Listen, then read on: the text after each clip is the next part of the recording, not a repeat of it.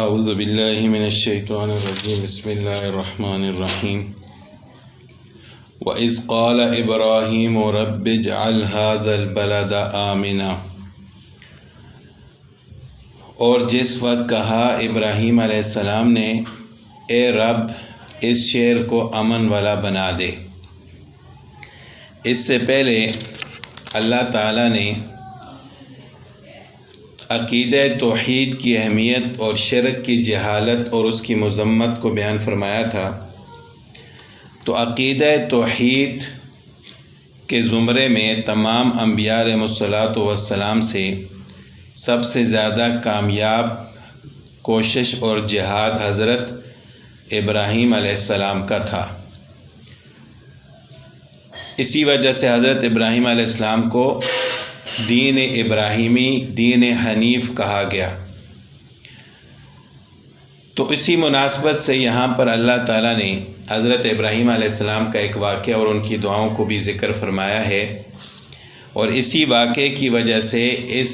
سورت کا نام سورہ ابراہیم رکھا گیا ہے۔ تو حضرت ابراہیم علیہ السلام نے اللہ تعالیٰ سے دعا فرماتے ہوئے فرمایا کہ وَإِذْ قَالَ إِبْرَاهِيمُ، اور وہ وقت بھی یاد کرنے کے قابل ہے کہ جب ابراہیم علیہ السلام نے اپنے رب سے دعا فرمائی کہ رب اجعل هذا البلد آمنا، کہ اے میرے رب اس شہر مکہ کو امن والا بنا دے۔ سورہ بقرہ میں بھی اس طرح کی دعا مذکور ہے، وہاں پر تھا بلدن آمنا، یہاں پر ہے هذا البلد، یعنی وہاں پر نکرہ تھا اور یہاں پر معرفہ ہے۔ اس کی وجہ یہ ہے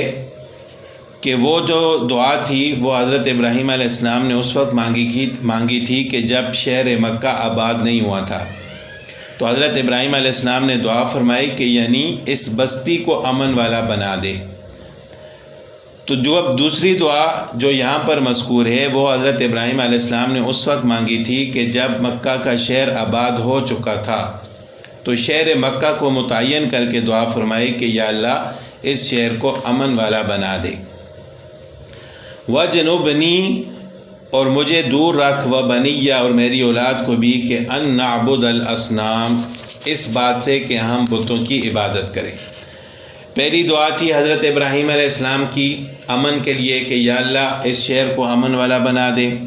اور دوسری دعا یہ تھی کہ یا اللہ مجھے اور میری اولاد کو بت پرستی سے بچنے کی توفیق عطا فرما اور ہمیں بتوں کی عبادت سے دور رکھ۔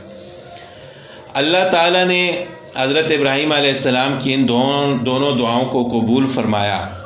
کہ ایک تو مکہ کو امن والا شہر بنایا، اور دوسرا کہ حضرت ابراہیم علیہ السلام کی اولاد میں سے بت پرستی اور شرک کو ختم فرما دیا۔ اب سوال یہ پیدا ہوتا ہے کہ اہل مکہ بھی تو عام طور پر حضرت ابراہیم علیہ السلام کی اولاد میں سے تھے، اور ان میں تو بت پرستی عام ہو چکی تھی، تو پھر کیسے حضرت ابراہیم علیہ السلام کی دعا قبول ہوئی؟ تو اس کا جواب یہ دیا گیا ہے کہ حضرت ابراہیم علیہ السلام کے بیٹے حضرت اسماعیل علیہ السلام جو تھے، ان کی اولاد میں بت پرستی نہیں تھی، لیکن جس وقت قبیلہ جرہم کے لوگ خانہ کعبہ کے متولی بنے، انہوں نے خانہ کعبہ پر، مکہ پر قبضہ کر لیا اور اولاد اسماعیل کو وہاں سے نکال دیا، تو یہ لوگ حرم کے ساتھ اتنی محبت کرتے تھے کہ انہوں نے وہاں کے پتھر اٹھا لیے اور ساتھ لے گئے۔ یعنی جس طرح خانہ کعبہ کو سامنے رکھ کر ہم نماز پڑھتے ہیں، تو وہ ان پتھروں کو سامنے رکھ کر یادگار کے طور پر ان کو سامنے رکھ کر نماز پڑھتے تھے، اور ان کے گرد طواف بھی کر لیتے تھے۔ لیکن جوں وقت گزرتا گیا تو یہی پتھر لوگوں کے خدا بن گئے، اور انہوں نے ان کو اپنا خدا بنا لیا اور ان کو پوجنے لگے، تو اس طرح بت پرستی عام ہو گئی۔ ورنہ حضرت ابراہیم علیہ السلام اور خاص کر اولاد اسماعیل میں بت پرستی نہیں تھی۔ تو اس طرح اللہ تعالیٰ نے حضرت ابراہیم علیہ السلام کی دعا کو قبول فرمایا تھا۔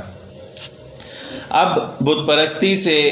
دور رہنے کی دعا کیوں کی گئی، اس کی وجہ آگے اللہ تعالیٰ نے خود بیان فرما دی کہ ابراہیم علیہ السلام نے فرمایا کہ رب انہن اضللن کثیرا من الناس، کہ اے رب انہوں نے بہت سارے لوگوں کو گمراہ کر دیا۔ فمن تبعنی فإنہ منی، سو جس نے میری پر پیروی کی تو وہ میرا ہے، مجھ سے ہے، ومن عصانی، اور جس نے میری نافرمانی کی، فإنک غفور الرحیم، تو آپ بخشنے والے رحم کرنے والے ہیں۔ اب یہاں پر ابراہیم علیہ السلام نے براہ راست کفار کے لیے اور نافرمانوں کے لیے سفارش نہیں کی کہ یا اللہ ان کو بخش دے، لیکن صرف اتنا فرمایا کہ یا اللہ جو میری نافرمانی کرے تو بخشنے والا ہے، رحم کرنے والا ہے، یعنی اگر تو ان پر بھی رحم کر دے تو ان کا بھی بیڑا پار ہو سکتا ہے۔ لیکن حضرت ابراہیم علیہ السلام نے سفارش نہیں کی، کیونکہ جو اللہ تعالیٰ کے نافرمان ہوتے ہیں اور خاص کر جو کافر لوگ ہوتے ہیں ان پر اللہ تعالیٰ ان کے دلوں پر مہر لگا دیتے ہیں۔ تو لیکن ایک نبی کی اپنی امت کے لیے شفقت ہوتی ہے، اس وجہ سے حضرت ابراہیم علیہ السلام نے یہ دعا فرمائی کہ جو میرا کہنا نہ مانے، نافرمانی کرے، تو آپ بخشنے والے، رحم کرنے والے ہیں۔ ربنا انی اسکنت من ذریتی بواد غیر ذی زرع، اے ہمارے رب میں نے بسایا ہے اپنی اولاد کو، اسکنت من ذریتی بواد غیر ذی زرع، ایسی وادی اور میدان میں جہاں کوئی کھیتی نہیں ہے، عند بیتک المحرم، تیرے محترم گھر کے پاس۔ اب یہ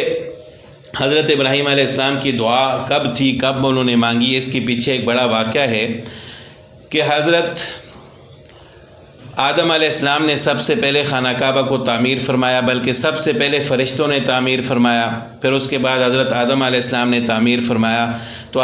جب حضرت نوح علیہ السلام کی قوم پر عذاب آیا، طوفان نوح آیا، تو اس وقت خانہ کعبہ بھی یعنی بالکل تباہ ہو گیا، صرف اس کی بنیادیں باقی تھیں۔ تو اللہ تعالیٰ نے پھر دوبارہ اپنے گھر کو تعمیر کرنے اور اس جگہ کو آباد کرنے کا ارادہ فرمایا، تو اس کے لیے حضرت ابراہیم علیہ السلام کا انتخاب فرمایا۔ تو اللہ تعالیٰ نے حضرت ابراہیم علیہ السلام کو حکم دیا کہ وہ شام سے ہجرت کر کے وہاں جائیں اور اپنی بیوی اور بچے کو وہاں چھوڑ کر واپس آئیں۔ تو ایک قسم کا حضرت ابراہیم علیہ السلام پر امتحان بھی تھا، اور اللہ تعالیٰ کی مرضی یہ تھی کہ یہ خانہ کعبہ اور مکہ دوبارہ آباد ہو جائے۔ تو حضرت ابراہیم علیہ السلام نے اللہ تعالیٰ کے حکم کے مطابق اسی طرح اپنی بیوی حضرت حاجرہ علیہ السلام اور حضرت اسماعیل علیہ السلام کو یہاں ایسی بیابان وادی میں چھوڑا کہ جہاں پر کوئی سبزہ نہیں تھا، یعنی کھیتی اور پھل تو دور کی بات ہے، کوئی سبزہ نہیں تھا، پانی نہیں تھا پینے کے لیے۔ ان کے پاس تھوڑا بہت پانی تھا اور کھانے کی چیزیں تھیں جو چند دن انہوں نے کھائیں پھر ختم ہو گئیں۔ تو جب ابراہیم علیہ السلام حضرت حاجرہ علیہ السلام کو چھوڑ کر واپس جا رہے تھے، تو حضرت حاجرہ علیہ السلام نے حضرت ابراہیم علیہ السلام سے پوچھا کہ آپ ہمیں یہاں کس کے پاس چھوڑ کر جا رہے ہیں کہ یہاں نہ کوئی انسان ہے، نہ کوئی کھیتی ہے، نہ کوئی پھل ہے، نہ پانی ہے۔ تو حضرت ابراہیم علیہ السلام خاموش رہے۔ تو حضرت حاجرہ علیہ السلام سمجھ گئیں کہ یہ ان کی اپنی مرضی نہیں ہے بلکہ اللہ کا حکم ہے۔ تو پھر انہوں نے پوچھا کہ کیا اللہ تعالیٰ نے آپ کو اس کا حکم دیا ہے؟ تو حضرت ابراہیم علیہ السلام نے ہاں میں جواب دیا کہ ہاں اللہ تعالیٰ نے مجھے حکم دیا ہے۔ تو اس کے جواب میں حضرت حاجرہ علیہ السلام نے فرمایا کہ اذا لا یضیعنا، یعنی اب کوئی پرواہ نہیں، جس مالک نے آپ کو یہاں ہمیں چھوڑنے کا حکم دیا ہے وہ ہمیں کبھی ضائع نہیں کرے گا۔ تو حضرت ابراہیم علیہ السلام آگے چلتے گئے، جب پہاڑی کے پیچھے پہنچ گئے اور جہاں سے ان کو حضرت حاجرہ علیہ السلام اور اسماعیل علیہ السلام نظر نہیں آ رہے تھے، تو وہاں پہاڑی کے پیچھے کھڑے ہو کر اللہ تعالیٰ کی طرف متوجہ ہو کر حضرت ابراہیم علیہ السلام نے یہ دعا مانگی تھی کہ ربنا انی اسکنت من ذریتی بواد غیر ذی زرع، کہ اے ہمارے رب میں نے اپنی اولاد کو ایسی وادی میں چھوڑا ہے، بسایا ہے کہ جہاں پر کوئی کھیتی نہیں۔ تو حضرت ابراہیم علیہ السلام اسی حال میں وہاں ان کو چھوڑ کر چلے گئے، اور جو کچھ ان کے پاس تھا کچھ دن انہوں نے کھایا اور پھر وہ ختم ہو گیا۔ پھر اس کے بعد پانی کی تلاش میں حضرت حاجرہ علیہ السلام دوڑیں۔ لمبا قصہ ہے لیکن مختصر یہ کہ پھر اسی طرح آب زمزم نکلا، تو وہاں پر اس طرح آبادی کی ابتدا ہوئی۔ تو بہرحال حضرت ابراہیم علیہ السلام کی جو دعا تھی وہ اس وقت کی تھی کہ جب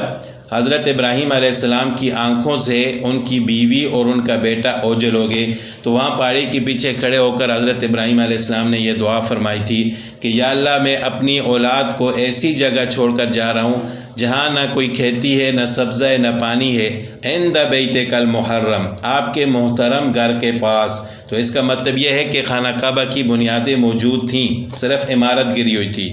ربنا، اے ہمارے رب، لیقیموا الصلاۃ، تاکہ وہ نماز قائم رکھیں،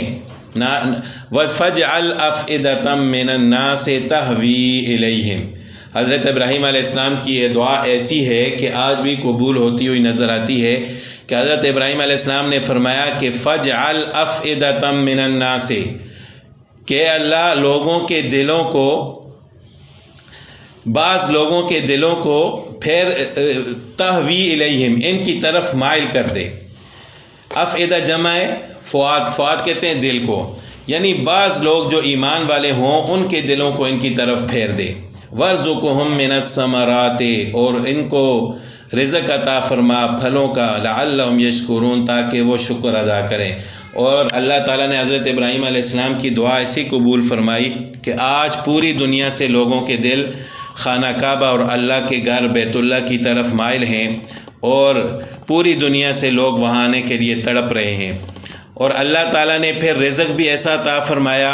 حضرت ابراہیم علیہ السلام کی اولاد کو بھی، اور آج تک وہ رزق اسی طرح جاری ہے کہ پوری دنیا سے پھل وہاں پر پہنچ رہے ہیں۔ جہاں پر یہ پھل پیدا ہوتا ہے وہاں کے لوگ بھی شاید نہ کھاتے ہوں، لیکن اللہ تعالیٰ مکہ والوں کو ضرور کھلاتے ہیں۔ روایات میں آتا ہے کہ یہ جو طائف کا علاقہ ہے، سعودی عرب میں طائف کا علاقہ سرسبز ہے، وہاں پر پھل وغیرہ بھی ہوتے ہیں، باغات بھی ہیں۔ آخر کیا وجہ ہے کہ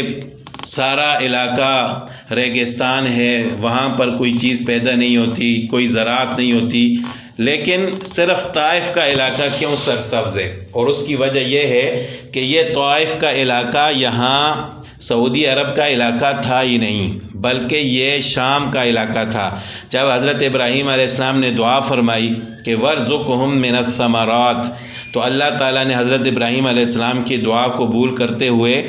فرشتوں کو حکم دیا کہ وہ شام سے اس طائف، اس ٹکڑے کو اٹھا کر یہاں پر مکہ کے قریب لے آئیں۔ تو یہ فرشتوں نے جب اس زمین کے اس حصے کو وہاں سے اٹھایا، خانہ کعبہ کے قریب لایا، پھر اس حصے نے خانہ کعبہ کا طواف کیا۔ یہ جو طائف کا علاقہ ہے، یہ جو زمین ہے، اور جب اس نے طواف کیا تو پھر فرشتوں نے اس کو لا کر اس جگہ رکھ دیا جہاں پر آج طائف کا علاقہ ہے۔ تو یہ حضرت ابراہیم علیہ السلام کی دعا کی برکت سے اس علاقے کو شام سے اٹھا کر یہاں لایا گئے، کیونکہ یہ سرسبز تھا، اس علاقے میں پھل پیدا ہوتے تھے۔ تو آج بھی جب پھل پیدا ہوتے ہیں تو طائف والے بعد میں کھاتے ہیں، مکہ والے پہلے کھاتے ہیں۔ ربنا انک تعلم ما نخفی وما نعلن، اے ہمارے رب آپ جانتے ہیں جو ہم چھپاتے ہیں، یعنی چھپ کر بات کرتے ہیں یا ظاہری طور پر بات کرتے ہیں، آپ ان کو جانتے ہیں۔ وما یخفی علی اللہ من شیء فی الارض ولا فی السماء، اور زمین و آسمان میں کوئی بات ایسی نہیں ہے جو اللہ تعالیٰ سے مخفی اور پوشیدہ ہو۔ الحمدللہ الذی وہب لی، اب حضرت ابراہیم علیہ السلام نے اس کے بعد دعا فرمائی، لیکن اس دعا سے پہلے اللہ تعالیٰ کی حمد و ثنا بیان فرمائی کہ تمام تعریفیں اللہ تعالیٰ کے لیے ہیں جس نے مجھے علی الکبر، بڑی عمر میں، بڑھاپے میں، اسماعیل و اسحاق، اسماعیل اور اسحاق عطا فرمائے۔ یعنی حضرت ابراہیم علیہ السلام جب بوڑھے ہو چکے تھے تو اس وقت اللہ تعالیٰ نے ان کو اولاد عطا فرمائی۔ ان ربی لسمیع الدعاء، بے شک میرا رب دعا کو سنتا ہے۔ رب اجعلنی، اب یہ دعا حضرت ابراہیم علیہ السلام نے کرنی تھی جس سے پہلے اللہ تعالیٰ کی حمد و ثنا بیان فرمائی۔ تو یہ دعا کا ایک ادب بھی ہے کہ جب بھی انسان دعا کرنا چاہے تو اس سے پہلے اللہ تعالیٰ کی حمد و ثنا بیان فرمائے۔ رب اجعلنی مقیم الصلاۃ ومن ذریتی، اے میرے رب مجھ کو اور میری اولاد کو نماز قائم رکھنے والا بنا، مجھے ایسا بنا دے کہ میں بھی نماز قائم رکھوں اور میری اولاد میں سے بھی ان کو بھی ایسا بنا کہ وہ بھی نماز قائم رکھیں۔ تو جس طرح انسان اپنی فکر کرتا ہے اس طرح اولاد کی فکر بھی ضروری ہے۔ ربنا وتقبل دعا، اے میرے رب میری دعا کو قبول فرما۔ ربنا اغفر لی، اے ہمارے رب مجھ کو بخش دے، ولوالدی اور میرے والدین کو، وللمؤمنین اور سب ایمان والوں کو، یوم یقوم الحساب جس دن حساب قائم ہوگا، یعنی قیامت کے دن۔ جس طرح تو نے دنیا میں ہمارے اوپر رحمت فرمائی ہے تو قیامت کے دن بھی میری بھی بخشش فرما، میرے والدین کی بھی، اور جتنے بھی ایمان والے ہیں سب کی بخشش فرما، یوم یقوم الحساب جس دن حساب قائم ہوگا، یعنی قیامت کے دن۔